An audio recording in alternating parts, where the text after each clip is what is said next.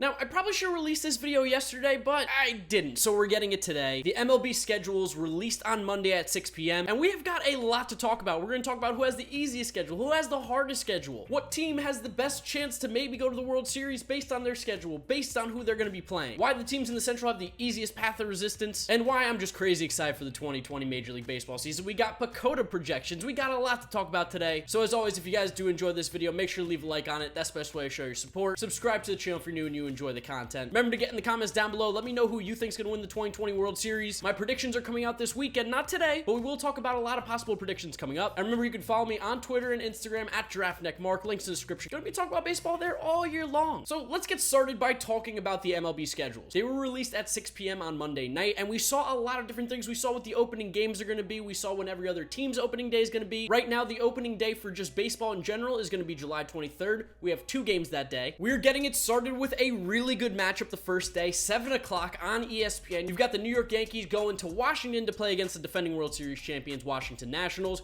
Great matchup, should be a great series. And then 3 hours later at 10 o'clock, you got the Giants going to LA to play the Dodgers. To me, I know I'm going to be glued to my screen for at least 6 hours. I will be watching start to finish of both games. There has been no baseball in months. It feels like it's been 10 years. Now that we actually have it back, I am not stopping. I'm going to watch as much baseball as I physically can. And then the real, I guess, like full opening day is going to be the 24th, the next day on a Friday. We get it started off with the Mets playing the Braves on ESPN at 4 o'clock that day. That is the first game of the day. It then follows up with Brewers Cubs at 7 and Angels and A's playing at 10 o'clock. So another day of just amazing baseball to watch. Really good matchups, really good teams, really exciting players. You're going to see some baseball finally on TV, and it is coming very, very soon. I mean, today's what, the 8th? That gives us about 2 weeks, 15 days until opening day for Major League Baseball. Unreal. I'm so crazy excited. So with the schedules being released, we knew that you were going to be playing 40 games inside your own division and then 20 games outside of it in the American League version of your division. So the Mets are playing 20 games against the American League East this year. But the breakdown of how you play every team in each division isn't even. The Mets are actually playing the Yankees 6 times, and then they only play the Rays 3 times. So you're not playing every team 4 times like we originally thought. You're getting some 6, you're getting some 3, some 4. Specifically with the Mets and the Yankees, I know that they're playing back-to-back weekends. One weekend in City, one weekend in Yankee Stadium. So when you're looking now at schedules, it does get a little bit different. Some teams are going to have an advantage. The Mets don't have to play the Rays 6 times. That's awesome. But they do have to play the Yankees 6 times. That hurts. Those 6 times could have been against the Orioles, which would have been amazing. But for me as a fan of baseball, for me as a content creator, 6 games of the Mets versus Yankees, I mean, that's amazing. A 10th of the season is dedicated to New York Mets versus Yankees this year. That is awesome for me as a content creator and honestly as a fan, because, you know, I love to make fun of Yankee fans. If the Mets win, whew, we're coming in hot. But I'm not here to just gas up the Mets schedule. I'm here to tell you about who's got the best schedule, who's got the worst. And Mike Petriello, who's an MLB writer, big StatCast guy, big sabermetrics guy, he came out with a very easy to interpret, very easy to understand graph telling you who's got the easiest schedule and who's got the hardest. And right now, I mean, you saw the title of the video. It looks like the Cincinnati Reds have by far the easiest schedule in baseball, and it makes sense based on the teams that they're playing. So when we look at this graph, here's the order of teams. Like, we'll do top 5 easiest, top 5 hardest. Cincinnati Reds have the easiest schedule by far. They are the clear and easy #1 pick. You then have the St. Louis Cardinals, the Minnesota Twins, Cleveland Indians, and Chicago Cubs. But if you take a look at who the top 6 teams are according to this graphic, they're all teams in the Central divisions. And that's because the Central just has the easiest path to the playoffs. If you're a team in the National League Central, you obviously get to play the Pirates more than normal. They're not a very good team this year. And then you get to play in the American League Central. You get the Tigers, you get the Royals, and you could even argue that you get the White Sox, who I think are going to be a pretty good team, but on paper, on projections, they're not a top team. And even the teams in your own division, the National League Central, they're all pretty much very, very similar. There's no one that's a by and large clear favorite in that division. Everyone's kind of in the same spot. So the National League Central teams have the easiest schedule by far. If you're the National League Central, you are going to have a chance to win a lot more games based on your schedule. And for the Reds, they got the easiest one. They get 6 games against the Detroit Tigers, who, let's be honest, are going to be absolutely atrocious. Very possible that the Reds win all 6 of those. That's not crazy to say. And then they only have to deal with the 4 games against the Indians and 3 games against the Twins. 2 best teams in that division. They don't play very much. And they get their most games going up against basically the Royals and the Tigers. A serious chance for them to win 10 games right there. So the Reds, easiest schedule, hence the title, why I said the Reds are winning the 2020 World Series. They've got the easiest schedule in all of baseball. There's a very good shot if that team can stay healthy, can do what we expect them to do, the Reds are going to be able to win the National League Central fairly easily. You know, of course, if they also play well against teams in their division. Now, for the hardest schedules, you gotta go to the West. Teams in the West are going to have the hardest schedule according to this graph. The hardest schedule in all of baseball, I'm sorry, Seattle, but the Mariners, it's not even close. Just like the Reds are clearly the easiest, the Mariners are clearly the hardest. They have a pretty decent lead over the second hardest schedule, which is the Rangers. It's just not looking good for the Mariners. They're playing the Dodgers quite a bit. And then they also got to play the Astros and the A's. and the Angels and the Rangers. They don't play really any bad teams. It's then followed up by the Rangers, the Diamondbacks, the Angels, and the Giants. They're all sort of kind of in the same pack. And again, that's because they have to play the Dodgers, they have to play the Astros, they have to play the A's. You're playing like 3 mega teams right there during your season, and you're probably playing them more than 3 times. So that's a little tough on them. Also, they don't get the benefit of the doubt in not having to play themselves because they are typically weaker teams in those divisions, except for the Diamondbacks. Diamondbacks are good. You then find teams like the Mets, the Rays, a lot of the National League and American League East, they're clumped up in the middle. That's pretty much up for grabs right there. Some teams got it a little bit better, some teams got it a little bit worse. The Nationals have the best record out of any of the Eastern teams, and Baltimore has the worst, and I think that makes sense. They don't get to play themselves. So based on this, in theory, the Reds should have the best record in baseball by having the easiest schedule, especially when you combine the fact that they are a good team. But as we know with baseball, the games need to be played. What's on paper really doesn't matter. Easy schedules, hard schedules, you gotta go out, you gotta play the games every single day, which is why we want to look at some more kinds of projections, some more predictions, some more standings. And we're gonna take a look at Pecota right now, who uses a lot of analytics, a lot of statistical information to come up with projections for the 2020 season. They've done this before in the past, and for the most part, they're fairly accurate. I'll compare the 2019 Pecota standings to what it actually was. Now, it definitely does screw up some things, like the Red Sox weren't 89 and 73 last year, which was their 2019 projection according to Pecota, and the Twins weren't 81 and 81. But when you look at the overall grand scheme of things, fairly close. They do have some sort of value. So the 2021s came out recently, and here's what they got to say for the 60-game season. We'd take a look at the AL East. You've got the Yankees followed by the Rays, Red Sox, Blue Jays, Orioles. That's pretty straightforward. I think a lot of people expect that, although don't count out the Jays, sneaky third place team for sure. In the Central, you got the Twins, Indians, White Sox, Royals, Tigers. Kind of straightforward again, very similar to what it looked like last year. AL West, Astros, A's, Angels, Rangers, Mariners. Again, like a lot of people are projecting this, and it makes sense when you look at what's on paper and use numbers. And at least a little bit of a shakeup. Nationals in first, followed by